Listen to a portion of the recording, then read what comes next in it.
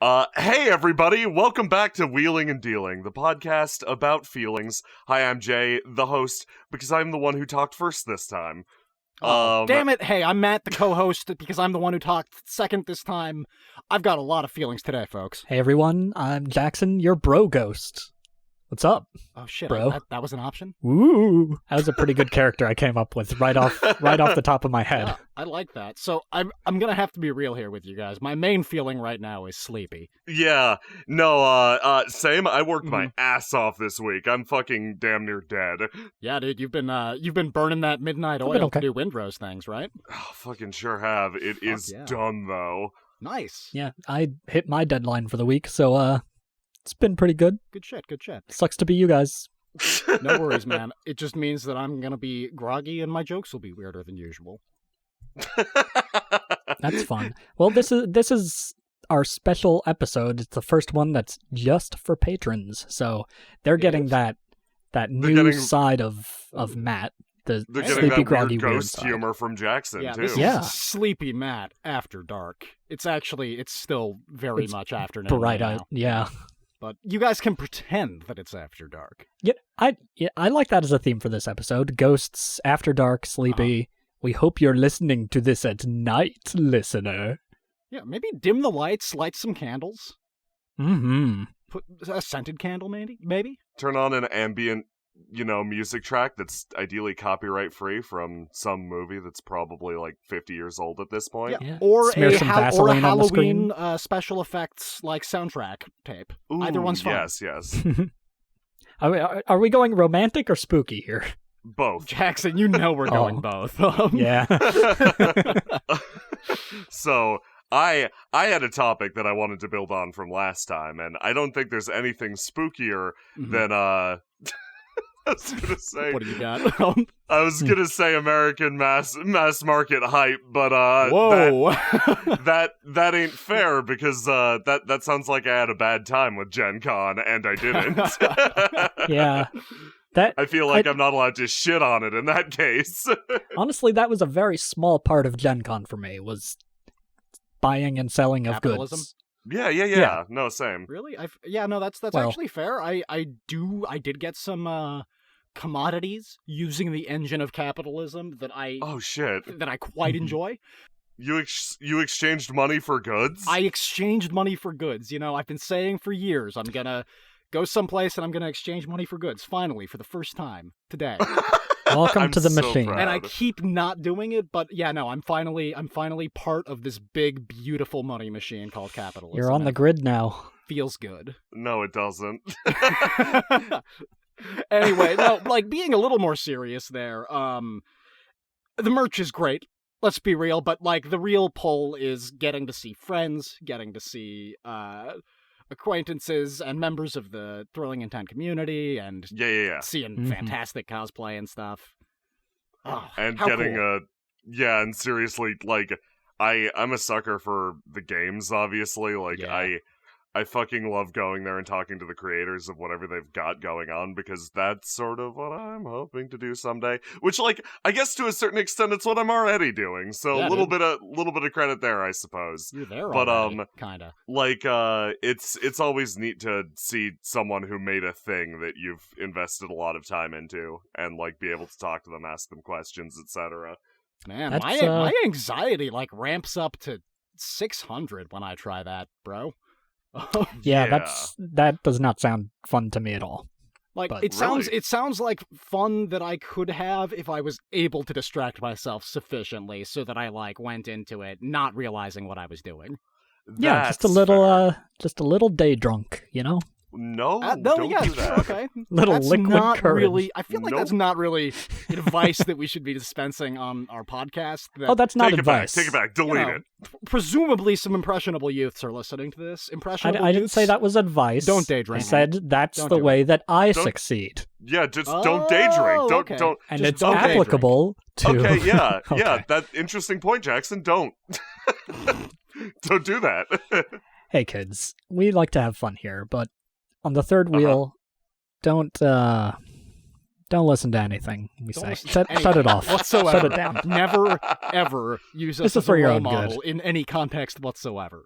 No, it's fine. There are things we do well. Just don't day drink. I can't believe you're just throwing out the baby with the day drunk bathwater. That's fine. Maybe our jokes are pretty okay.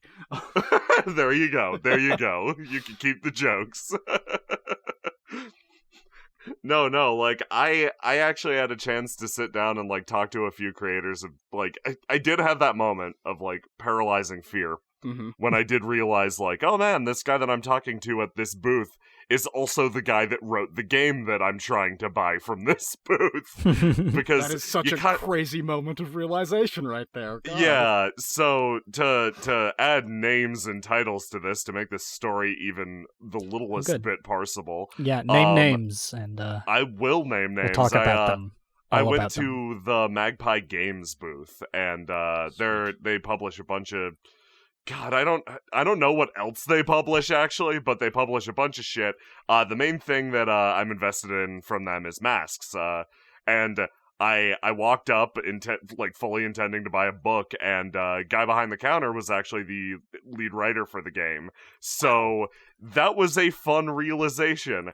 Mostly because we realized it, like, 5 sentences into the conversation of just, like, him loosely implying, like, oh, are you guys enjoying the game? It's like, oh, that's a thing that someone who's trying to sell the game would say, not necessarily the creator. Yeah, no, we're having a good time. It's like, laying on a further hit, like, oh yeah, no, like, which playbook's your favorite one? It's like, wait, hold on, did you make this? Yeah. Oh shit, okay. Me, I guess we're here now. At that point, you've got 2 options, which, like, I've engaged in both, I'm gonna be real. Mm-hmm. You've got the, I'm going to awkwardly walk away. Woo. And, just right then. You're right then. Like the, oh, cool, I really like it. Bye. Thanks. Thanks. And then you leave. Yeah. I've definitely done that. The anxiety abscond has definitely been my MO on occasion, yeah. Yeah, no, like, but thankfully this time I engaged in the very real, oh, we love your game, here, let me absolutely bore you by telling you about my campaign, because I'm sure this happens a lot. Man, you regaled him with stories of your hype game, and it sounded like he loved it. Yeah. Like, it was pretty fun. I feel... optimal outcome, I think, in that situation of meeting a creator. Yeah. Yeah, you'd hope. Like, I don't it can know definitely what... go badly, and that's where I've had some experiences like that, and it's... Ooh, really? Do you want to name names there, or not so much? You don't. No. We're But not going to start any fights. Just in general, this last Gen Con, you know, you're walking around, some guy's like, here, try my game, and it's his game, and he made it, and he starts explaining it, and giving, like, this free limited edition thing. I'm like, oh man, I'm trapped here. Yep, fair. Common courtesy has locked me in place while this very eager guy tells me about this game that, I mean, it sounds interesting, I'm just not interested. Yeah, oh man, common courtesy, my greatest fucking weakness. Oh god, yeah. Oh god, locking eyes with an artist. But as somebody who is terrified of conflict, that's the trap I fall into a lot. Like last episode, we talked about one of the greatest demon in the Ars, the demon of social faux pas. Ah, yes. Yeah. So yeah, no, that one's the real devil. The first devil's the decoy devil. You beat that one, and then you have to fight the actual one. Yeah, he's the true boss, and you're not going to be able to beat him unless you befriended these 2 very specific cats over the course of the game. Yeah, no, it's really hard. But be sure to go to the mall after you beat the game, and you can unlock the secret demon. Oh, god damn it. I didn't know about the secret demon. Demons aside. I had a really good experience talking to the creator of Masks. He was cool. I definitely talked his ear off about my campaign, and he asked me what my favorite playbook was, and I told him the one that I was swapping to, and he's like, in saying that, you have answered correctly. I'm like, good. He slowly puts down the knife that he's been gripping tighter and tighter in one hand. I'm pretty proud that I managed to blind fire the quote best playbook of the creator when there's like 20 of them. Yeah, I was gonna say, that's another trap. There's a pretty hefty library of Masks playbooks, aren't there? Oh god, yeah. Like, it's Apocalypse Engine's great for that because it's so easy to make, like, clarity wise. Playbooks are it's analog to classes, if you're familiar with that. Generally, the difference between a playbook and a class is classes use universalized advancement schemes, which means they in a game like D&D, everybody gains experience points, levels up, etc., and moves through a track that is like determined on your class. Playbooks can or cannot have all of the rules for their advancement determined internally, so you don't need to cross-reference another book. Oh, nice. It's basically like a little mini rule set up in front of you, and I think the design is really elegant and good. It would be like in Pathfinder, if your classes told you about attribute advancements, stat growths based on high stats, or bonus spells based on high stats, etc. All those tables were on the character sheet, and also very slimmed down. So, playbooks are good. Playbooks are a good system. Yeah. I like them. I like them more than classes. Masks is powered by the Apocalypse, right? Yeah. Oh, yeah. Fuck yes. I love it. Like, it's good shit. So, yeah, we got to sit and talk about that. I got to gush about my campaign, which was fucking excellent. Yeah, no, check out Masks, because it's good. The guy who makes it's really nice. He listened to me fucking go on for like 10 minutes. But like, also imagine how cool it must be to like be the creator of a game and have somebody like who is extremely enthusiastic and like proud of this fantastic campaign that them and their friends have been running, and like just to like regale you with stories of the way that has played out. That sounds really fucking wonderful. Excellent. One of the big reasons that my DMs are always open for like people who are willing to tell me about their shit is because I derive a lot of joy from hearing other people just talk about their different stories, campaigns, etc. Even if I can't like 100% engage with or understand it because it's that different. Like oftentimes somebody will be like, hey, I just had a really cool session and I want to tell you about it. And it'll involve like, this isn't an example that exists, so I'm not throwing anyone under the bus. Let's say, yeah, we had a slasher movie session, and it was just about one of the characters going on a fucking rampage and murdering a bunch of people. Whoa. I'd be like, oh, I could see how that could be fun in a very cheesy B-movie kind of way. Like that could be a really fun time if you played into like the tropes, the cheese, and like how like genuinely fun slasher movies can be and how fucking ridiculous they are. But that isn't my style of thing. That being said, hearing somebody else get very enthusiastic about it is generally enough for me to sort of get it. It always feels good. So like, thank you anybody who sent in a story ever, because I really like it. The more direct comparison is people talk about long combats in D&D, which is something that I'm not interested. I am more interested in the slasher movie. Yeah, no, on a I personal actually level. agreed there. I find long combat to be one of the more boring parts of any tabletop. Yes, but the point is, even though better it's not to hear for about, me, yes, because people participate in.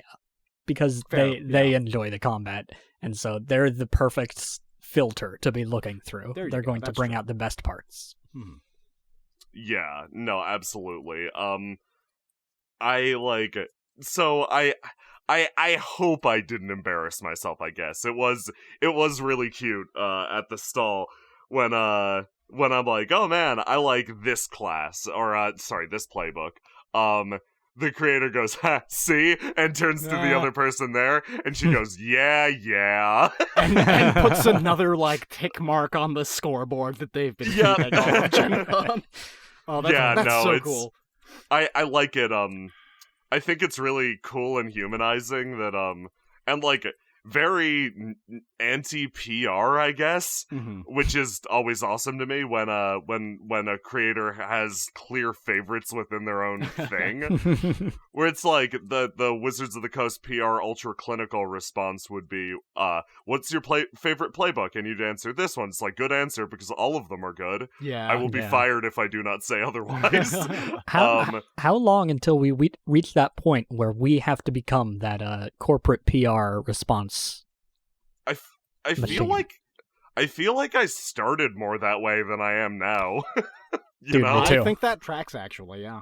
Yeah, no, I think over time I've just relaxed and just, like... Stopped caring. Yeah, well, it doesn't... In a good way. Yeah, I think I was afraid for a long time that me expressing a negative opinion of a thing would be taken as like, oh man, Jay doesn't appreciate this thing that's clearly important to me. No. If it's important to you, that's fucking great. That's awesome.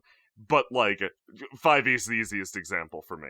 I'm sure a lot of people at this point know that I don't particularly enjoy 5th edition very much. What? Yeah, crazy, right? Fucking shocking, dude. Like, I don't think it's bad or anything, and especially when my friends get excited about it, the last thing I want to do is be like, oh, it's awful, don't play it. Oh, yeah, no, you never want to shit on somebody else's fun, and, like, just because you might not enjoy something doesning mean that, you know, somebody else's enjoyment of that thing is suddenly invalid. Is invalid, exactly. Yeah. Like, so...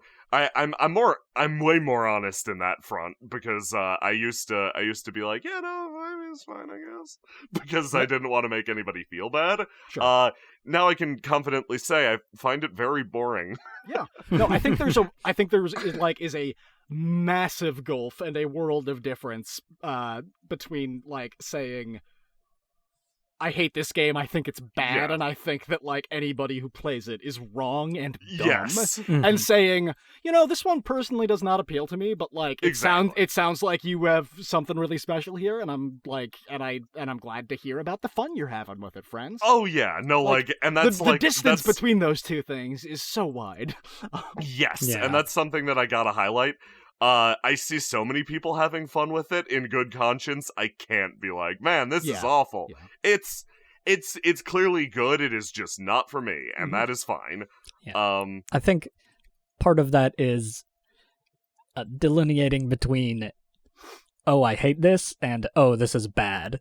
Yeah. Sure, yeah. Because when someone tells you objectively that something you like is bad, that never feels good. If they hate it, that's all right. That's their opinion. I think I think generally those two are paired, so it's easy to also macro them together with like, this is awful, I hate this, because you hate this because it's awful. You can hate something because it doesn't gel with you, and that's cool. Like I don't know. I don't like golfing games. Like golf video games, like Mario Golf drives me fucking insane. You're a goddamn madman, Jay. What are you talking about? Yeah, I know. I'm disgust me. I don't really care about golf games one way or the other, but I think it's really funny that's one of the ones that you just zero in on as being like, nope. I hate them. I just despise them because it creates a feeling unlike any other. Where I'm not saying these games are awful, just when it evokes this particular emotion, it's like fingernails on a chalkboard. When you hit the ball and it either goes way close and then misses and like rolls down a hill or some shit, or you hit it way too hard and it just shoots off into the distance and is gone. Both of those feelings are so miserable, I wind up hating the genre. But yeah, that's fair. You take things to extreme. That's the problem. You can hit it perfectly. Sweet spot right down the middle. Have you tried that? Okay, sure. But so you do that, it gets within an inch of a hole, and then a fucking clockwork mouse spirits it away into its little hidey hole. I've done this. Yeah, that's the best sentence I've ever heard. So now, Jay, let me ask you this. Have you ever played a it's a type of golf game called Real Life Mini Golf. What? Have you played real-life mini-golf? I have not played real-life mini-golf. Oh, well, I mean, if you really want something to despise, then, like, that's where you gotta go. You don't like real-life mini-golf? Nah, man, I do. I'm doing a bit of a goof here. It's not a funny goof, Matt. Okay, I'm sorry. That's my heritage. Mini golf lobby. I would like to apologize directly to you right now. Your sport is wonderful. I've only played glow in the dark cyber mini golf. What? Unfortunately, Excuse me. Goddamn phone. What? What is that? What does that mean? Was it VR? Was this a VR? I don't understand why you're confused. Real life. It's Jay, real I asked life. you if you had played real life mini golf, and your answer was I have not, but I have played glow in the dark cyber mini golf. What does that mean? Yeah, because he was in the Matrix, so it's not real life. Oh, wait, so it was VR? No. I did go mini golfing for the first time, and I had played mini golf before, but when I was just 5 and dumb, and I don't remember it. But you're not a person until you're 10. It's cool. Yeah. So I went mini golfing with Will recently, and we played on a course that was almost entirely in the dark, and everything was lined up with glow. Your ball glowed, all of the obstacles and shit glowed, and the gimmick was it was glow in the dark cyber mini golf. It was still very much real mini golf, and I too was doing a goof. Very good. Listen, that sounds wonderful. I grew up actually, with mini I would golf. love to try that. Did you? It was fun. Were you raised by mini golf? It was my everything. Yes, back in the day when I lived in Florida, we had this place called Pirates Cove, and it had pirates and mini golf. Oh, and they intertwined. That sounds magical. It was pretty good. In my head. It was huge, and there were huge ships and hills and crazy stuff. And I'm sure it's actually very small, more mini than I remember. Yeah, that's how it goes with childhood growing. Wow. Can we put some nice kind of nostalgic, sad music here? Just something a little melancholy. I don't. Oh, I don't know. Pirate's life is a life for me. Okay, we don't have budget for music, guys. Let's what's. I don't think we can say that when we're taking money from people and we don't have budget. We don't have budget for music because it's all been spent on for all of our melancholic reminiscences. We have we've actually hired an audiobook narrator to get all English novel on us. Interesting. A signed reading 9th grade novel that's just all about the melancholy of life. Sorry, that's what I blew our budget on. Oh, that's good. Our narrator should be coming in to make us sad and bored soon. Shit, now I'm looking at the bookcase right in front of me for some sort of ennui book. Do you have anything? Do you got anything Russian? Do you have any famous Russian literature? I have a literary epic here that I think was written by a small child. Okay. It is called Swordbird. What? Excuse me? The book is called Swordbird. How are you doing that with your voice? Doing what with my voice? I'm just saying Swordbird. Wait. Yeah? What is... Yeah, sorry, hold on. What's Swordbird? Can I ask? So it's a book called Swordbird, which was written by a teenage author, Nancy Yifan. Way to go, Nancy. Let's see. The Blue Jays and Cardinals of Stone Run Forest have turned against each other. According to legend, only Swordbird, son of the Great Spirit, capitalized both words, has the power to conquer evil and restore peace to the land. Teenage author Nancy Yifan weaves a captivating tale about the heroism, courage, and resourcefulness in the Birds of Stone Run's quest for peace. Well, that sounds bird nice, peace actually. Through bird swords. It's poetic. Yeah. It's beautiful, really. If that was on the back of the novel, I'd buy it instantly. That is on the back of the novel, so you better get put your money where your mouth is. The last thing you said. Oh, my mistake. Okay, I see. Yeah. No, you just came up with a tagline that could probably sell me anything. Yo, Nancy, I assume that you subscribe to our podcast, so... our interests align. Shoot us Twitter DM, and maybe we can get another edition of this printed with some better back cover copy from me. Or You're welcome. Cover. Just, oh yeah, I'll draw you a sweet cover Nancy, of a Swordbird. You know what, Nancy? How would you feel about me rewriting Swordbird? That might be the meanest thing I think I've ever heard you say, Matt. Oh god, I did not mean it as like a mean thing. I just kind of want to put my own unique spin on it, is all. No, it's just like generally and genuinely, you are so nice. Flat out. Nobody tweet this person, by the way. Yeah, no, let's not tweet them. Also, I did read through this entire book, and it was a fun time. Not gonna lie. Oh, it was a good time? Yeah. No, like, it is a book that I would have been legitimately all about, like, around the ages of, like, I don't know, like, 8 to 13 or 14 or something. I would have been about that. I mean, like, I was a fan of the Brian Jacques Redwall. I don't know about you guys. I fucking loved Redwall. Fuck yeah, dude. I finally got to play my first talking mouse character in forever. Oh. in forever. Like, my very first one. Oh. Yeah, I'm surprised it took this long. I know, dude. Me too.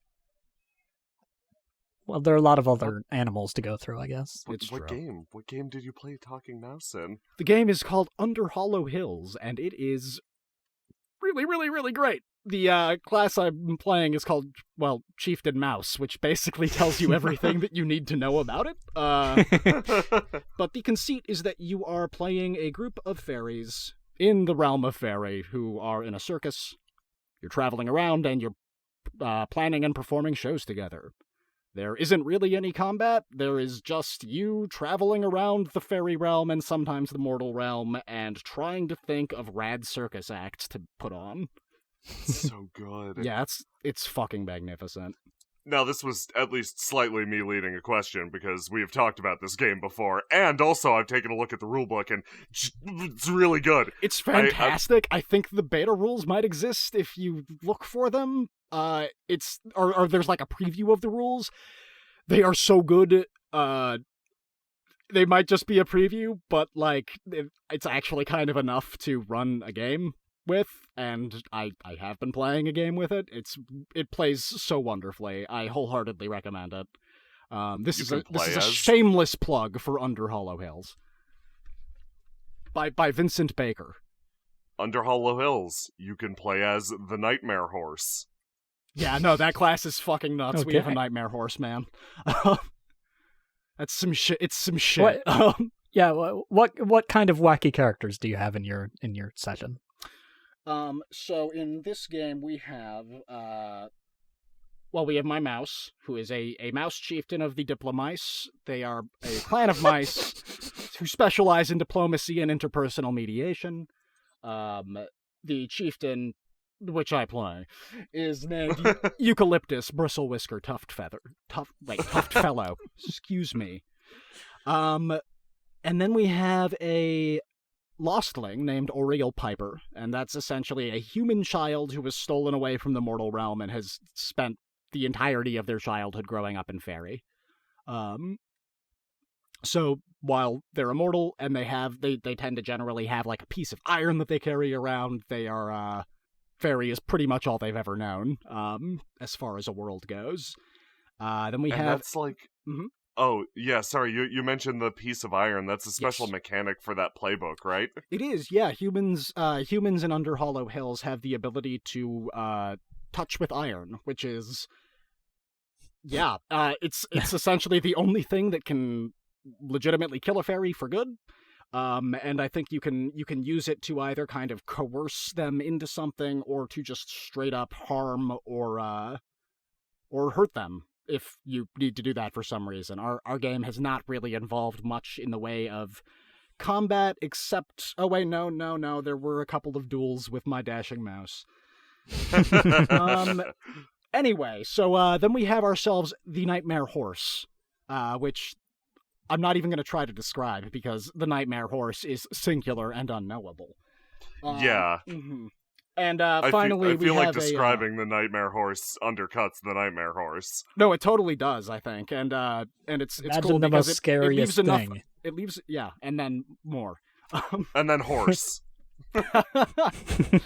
And finally, we have a troll who is essentially a super muscular, sexy, genderless troll being.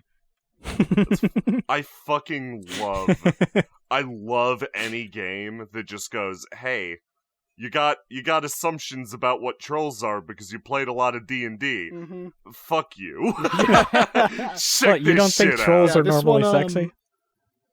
This troll is very much sexy and, like, literally has a striptease act that started with them busting out of an Iron Maiden and ripping it to shreds. Oh, that's great. Yep. Oh my god. Oh my god. Sorry, combination striptease strongman act. That's what I meant phenomenal. To say. Anyway. That sounds like an amazing circus. Under Hollow Hills, great game. Go play it. Yeah, holy shit. No, I like anything that like goes heavy into like, hey, here is like Fey Realm / Changeling lore. That's the good shit. Yeah, they go hard too. Like all of the skins are fantastic. There's a bunch of fairy skins. There's a bunch of mortal skins that you can play. Is that the name of the playbooks? It might be. So I said skins, which is what they're called in Monster Hearts, because this is like a Powered by the Apocalypse sort of game. Yeah. I don't actually remember if they are called that or not. Yeah, no, they changed the name of their class equivalent per game. It's kind of neat. Okay. So it's not just like dope. Skins. No. Like, well, for Monster Hearts, it's called skins because, you know, like it's. Sarah has just helpfully informed me that in Under Hollow Hills they are called playbooks. Thank you, Sarah. Oh, fantastic. Okay, cool. Yeah, no, they're called skins in Monster Hearts because it's more tied into, like, sort of, it's like it's more of a teen drama, monster people trying to fit in type Your skin thing. might Which, be by the way, also, if you're listening to this and hairy. you've never checked out Monster Hearts, also a great game. Yes. Absolutely. No, that one's really good. That's like it sounds pretty fun. It is. It really is. It sounds good, like the parts of Persona that I never thought I'd like. That's a great... high school stuff. Yeah, that's a good comparison, actually. Which, you know, you rarely see in any kind of game, really, video or TTRPG. Yeah, and this is like very much exploring like school stuff and the social dynamic stuff surrounding it. Or you rarely see it done well. Yes. Sure. Yeah, that's fair. Persona's an interesting one because it manages to successfully gamify something weird that like exists in the everyday that normally you don't think of. Man, I can make a fun video game out of that cool conversation I had with my barista. Like, you normally don't think of that as a thing that's like, man, I can't wait to turn this into video games, ? But Persona manages to do that odd thing of like, hey, it's, as you explore this city, this world, this setting, everything that you interact with is adding to your power in one way or another. And, like, it feels very additive and constructive. So suddenly you talk to the old couple at the bookstore and you're not bored out of your mind and waiting to escape. You're psyched up because through talking to them, not only are you getting a little bit of their backstory, you're also getting one of the crunchiest and most well-presented advancement, like, methods I've seen in a game with the big old done. Like, it feels like you're getting something done. It's like, fuck yeah, I'm stronger now. Realistically, it means you probably have another level on weird gumdrop with face when you make it. But, like, in terms of, like, pure dopamine reaction, there's nothing better than that. And these games like Monster Hearts, like Masks, etc., go in and they similarly try to gamify these interpersonal relationships that exist between Monster Hearts, Masks, and I don't know about Under Hollow Hills, but they're mostly focused on relationships between the party, correct? Yeah. Like, there is a lot of that in Under Hollow Hills as well, especially, I think, if you're, like, leaning into that as a party. Yeah, so that's the most fun part of any game. Oh, I'm saying it, and it's true.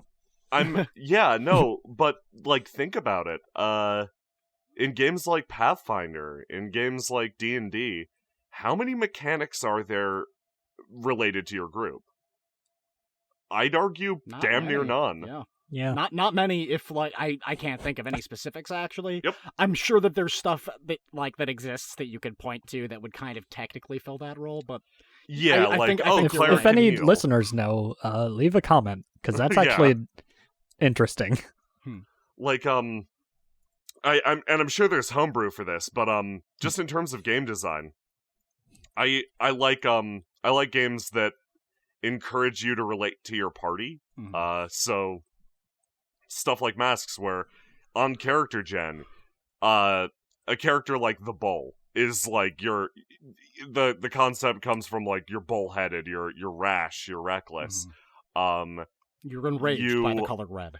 Enraged by the color red, yes. When you make your character, you're filling out your sheet, and out of your group, you pick one player to be your love, and one player to be your rival. Yes. And like, that's just a mechanic related to the game that makes your character that much more unique. And like, I love shit like that, but like, and I genuinely do think it's a shame that a lot of people will go their entire tabletop careers without engaging in a mechanic that makes them think about the people around them beyond people I can heal or people I can buff.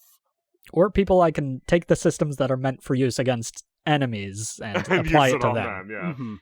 If you have an arguey group and nobody backs down, I've been in those situations, and it's fun. Thing. It's fun rolling against someone and then failing horribly. Yeah. I think that like there's still a lot of that kind of competition type stuff you can do that isn't super like combative necessarily in nature. Yeah. But I think part of the problem with like people who have managed to like not try that more kind of like social or relationship based like role-playing philosophy, like part of that comes from, I feel like a lot of games that focus on stuff like that are pretty recent developments in the scheme of things. You're right. Like I know that I'm seeing more and more games coming out that like have really, really new and interesting takes on like what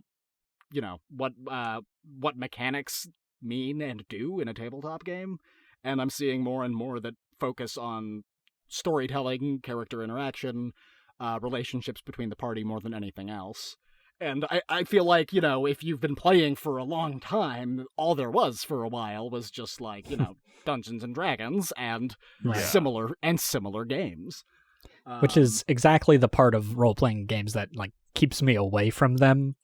Is before we had all these options for like inter-party playing and RP focused stuff. Yeah. And I have played Dungeons and Dragons and I have had fun with it. But like it's also the sort of thing where like when I've played it with you guys, like we lean very, very heavily into the like role-playing angle, and kind of like disincentivizing some of the more hardcore rule stuff.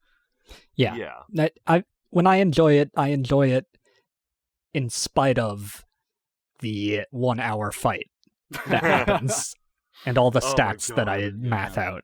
For the love of Christ, every fight shorter than 30 minutes unless it's like your big final boss. Please. I'm begging you. God. Favor to me. 4 turns. Make them last 4 turns. It's fine after that. I know you really want to make your players sweat. I know that you want them to feel like the danger is real. Just 30 minutes, please. Yeah. Please. Good God. I'm begging you. But well, a lot of that is not up to the GMs. Unless they want to really whip their players and impose time limits and stuff. Figure out your turn when it's not your turn. But that's like, I think my thesis statement, my big 500-page essay would be on how a lot of this is leftover DNA from like old-ass war games. Sure. Like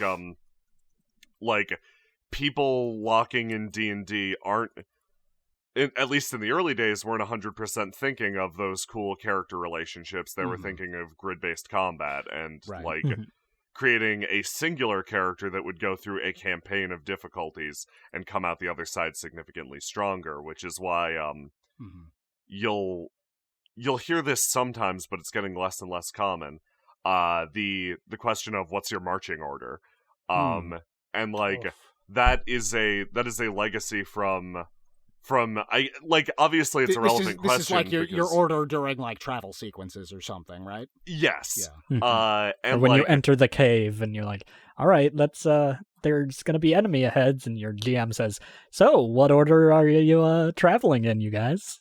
Yes. And then if you have a unexperienced group, you'd spend 10 minutes trying to figure out the optimal order because you know you're going to be attacked. Yeah. And that question is more or less a trick question to me, because the optimal answer for that is never who is the most effective out front, because that's the least interesting answer you could give. Yeah. The answer for who's out front is what would be the most fun. Yes, exactly. Because, like, think about it this way. What is the win state if you hit a trap and the trap goes off? If the trap goes off and your character out front is a beefy beefcake that can easily shrug off any attack with his high AC, you just defeat the trap and you don't get to really see what it does. But the more interesting answer is to throw not the weakest character out front or anything like that. It's to throw out the character who currently has something to prove. So, yes. Because that has some narrative clout to it. If you're playing with people who aren't really playing along with that, it feels a little like sabotage, but it's not. They'll thank you for it. Yeah, as long as you're not a dick. They'll thank you for it. I think it might be ideal if you kind of like take a moment to talk with everybody out of character to let them in, let them know what you're going for, kind of fill them in on why you're taking that approach. Because I think it could be kind of easy for some people to assume that that's coming from like a less well-meaning place than it is.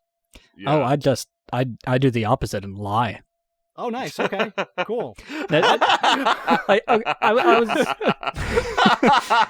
in my recent game.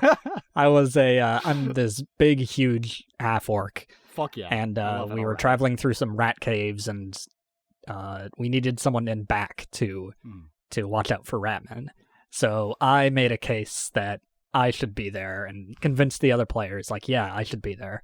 Except my character was extremely hungover and wearing sunglasses as we were going through this rat cave, which this I did not explain to anybody until it was too late. On purpose. Okay, that's great. Actually, I like that. If I had brought that up to them, a lie by omission, which is less bad than being like, oh no, I totally don't see any rat people, as you like watch a skittering horde of horrid little rat beasts like creeping up on the party, you know? Yeah. If I had like explained what I wanted to do, then I would have gotten pulled into a talk about how we should actually do it and the best way to do it. Right. But I just kind of, fuck that shit. In that case, I think like that's fair game in my book at the very least. And it didn't hurt anybody except for me and the entire rest of the party. Yeah. I mean, but also that is very much the sort of action that I bet made things kind of more exciting.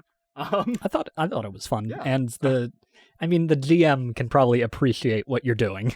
Yes, absolutely. Well, and like I think it kind of adds some spice to an encounter that would otherwise be like maybe not necessarily boring.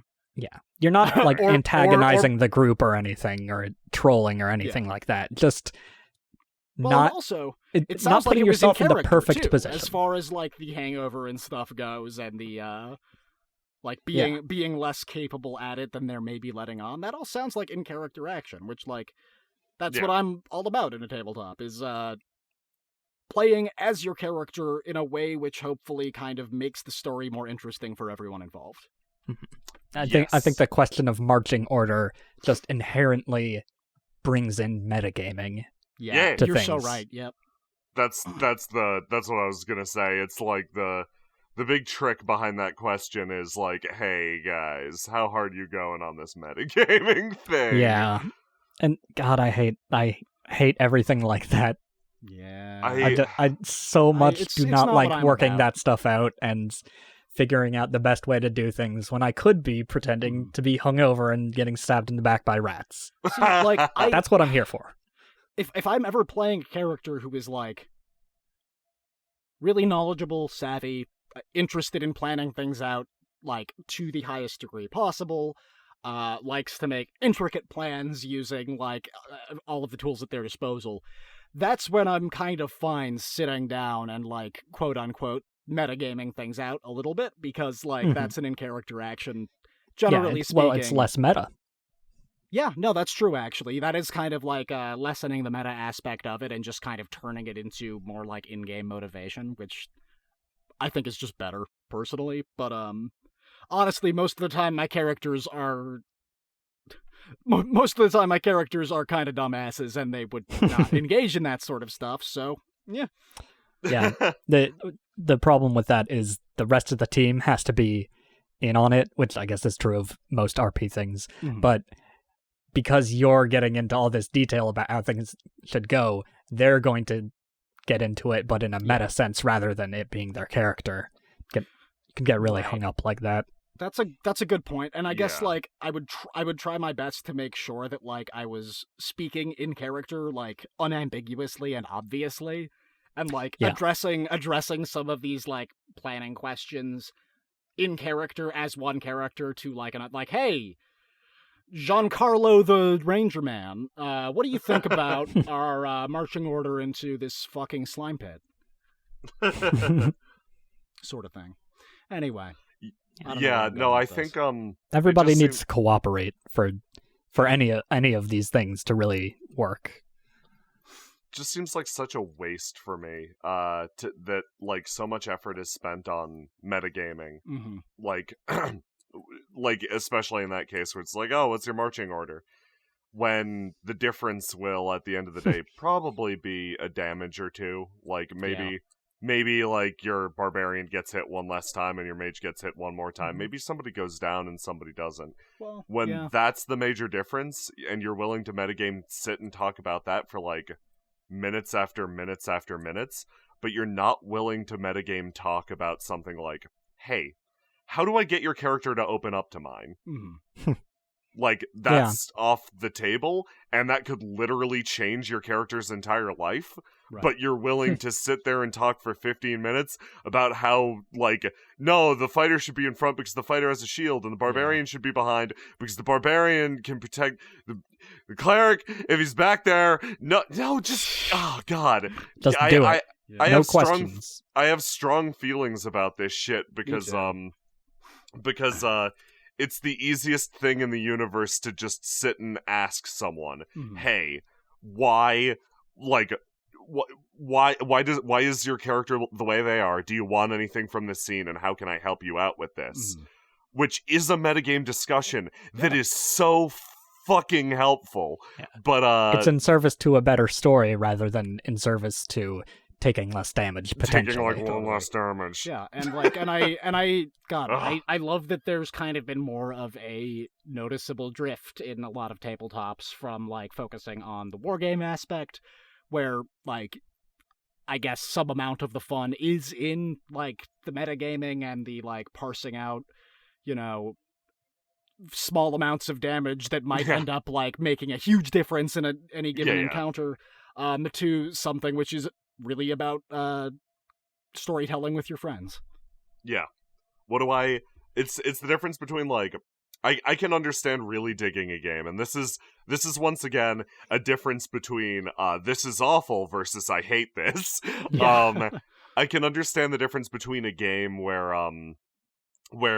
your main goal is I wanna take a little bit less damage because this is an attrition game and every single hit point matters. The difference is, in every game I've played, regardless of what it is and how intense people have gotten, the attrition aspect has been there for some, but mostly absent. The hardcore gameplay aspect has been there for some, but mostly absent. You know what's always universal? People are playing characters, and you can spend more time figuring them out. So it's like, and in fact, so it's an incredible amount of fun to explore that stuff. Mm-hmm. For me, at least. I guess it might not hold true for everyone, but sorry. No, what's your tip?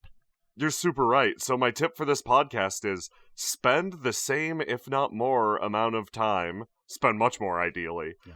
Asking OOC, if you're gonna spend time OOC at all, asking your friends and peers what they want from their characters, what they want from a scene. Mm-hmm. And if their answer is nothing, good. Your OOC talk just ended. And I feel like I should allow for the possibility that like different people probably prefer different ratios of this stuff than we do. I know we're all really about the character stuff, the role-playing stuff, and the storytelling things, and like not so much about the battle mechanics and wargame stuff. Yes, it's entirely possible that like there's some people who only find the fun in the wargame things, and I bet there's a bunch of people out there who prefer a more even split of it. But like I would say like if you're listening to this or if you're listening to this and you've like never really angled yourself into the role-playing stuff like at all, try it even if it's just a bit. Like try balancing that out a little bit more. I think you might be surprised at how much it adds to your game. Yeah. I've got a hot role-playing tip for if you're just jumping into this stuff and starting it out, especially if you're in a group with other people who are starting it out or don't really know how to get into the role-playing side. Use character names. Use them. You have them. Use them. Don't address the player. Don't say, hey, use them and use them okay, so where's Jay in this marching order? Or Jay, catch this. Use the character's name, because that will prompt other people to respond in character and actually play. And it's so easy to forget. You might feel a little silly at first. Keep going at it, okay? You're doing a silly thing. It's a cool, silly, nerdy thing. That's okay. Yes. That is all right. Just say the names and do it consistently, and before you know it, you'll be having long in-character talks about philosophical concepts like death and religion. The shift in quality and fun between in my new group of if we're just talking to each other and how easily it shifts into metagame stuff versus just using each other's character names, it sets it on track instantly. It's surprising what a big difference it is from such a small change. I hadn't even thought of that. It's been so long since I've had somebody like not use a character name.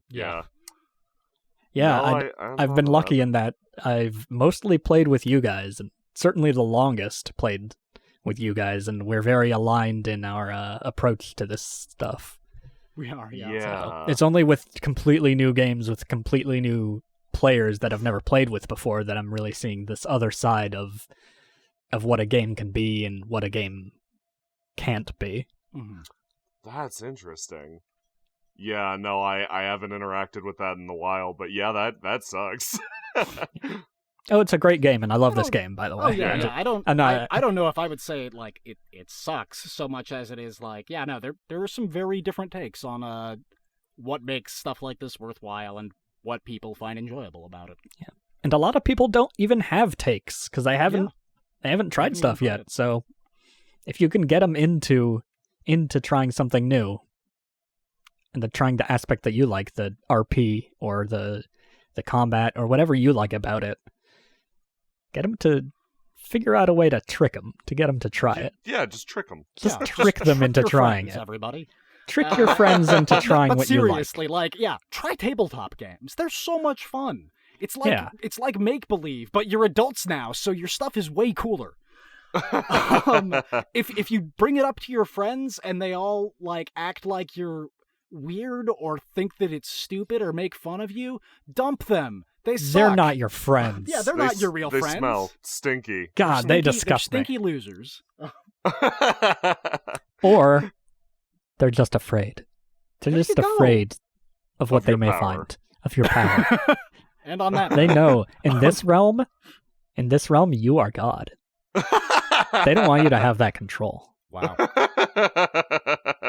Destroy them. Destroy them now. I like that this started very genuine and devolved into paranoia extremely fast. So this is the Third Wheel, Wheelin' and Dealin' Feelings podcast saying, trick your friends. Yeah, I don't know. I have strong feelings about this, obviously, and it does fall under the category of whatever works for me might not necessarily work for you. But at the same time, there are some basic things that you can implement that'll just I think across the board improve any experience, and being mindful of the people around you is one of them. So yeah, try to do that. Be aware of what everybody's shooting for, whether it's to be more wargamey or less wargamey, or most of the time people will have a goal in mind, and even if they don't, they'll appreciate you asking. So it's always worth it. Yeah, there's no, and I feel like we've talked a lot about how much we like this one particular aspect of this, but there's no right or wrong way to enjoy tabletop RPGs. But what is important is talking with your party and your GM and your players to all get on the same page about what you're interested in exploring there. Yes. And just asking the question will make people think about, what am I interested in exploring? Because they might not have thought about that before. Yeah, no, that not everybody is always on the same page when it comes. A lot of times people show up without an idea in their head, and that's completely fine. That's how I roll.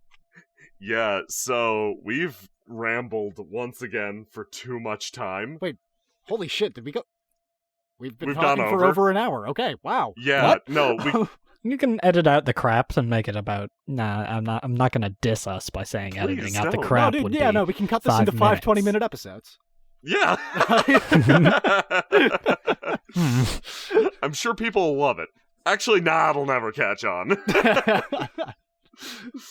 Oh my god. Yeah, this is it's always fun to just chat with you guys. I feel like I had topics planned, but then we started talking about mice and just. Oh yeah, no, that was my fault. I got us on that mice tangent. No, the mice that's not your fault. That's your triumph. Gift. Oh, thank you. Thank you for the mice tangent.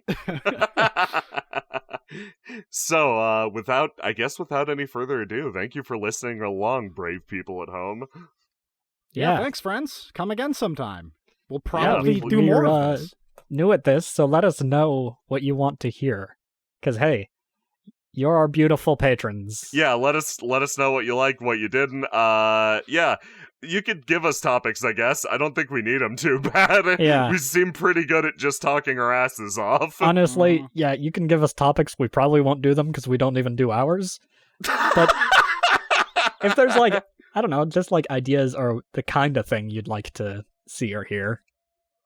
Yeah, mostly send us here. your ideas. We might think about using them. And we might even use them, but no promise. But hey, let's not get crazy. Let's not get crazy here. Okay, so without any further ado, this was Wheeling and Dealing. This is your host, the one who talked first but will not be the one to talk last, signing off. This is your co-host, heading out and leaving the door open for my man Jackson. Ooh, I'm the spooky ghost, and now I am free! Oh no, I forgot to close the door, open, Jay. You fool! Ghost away!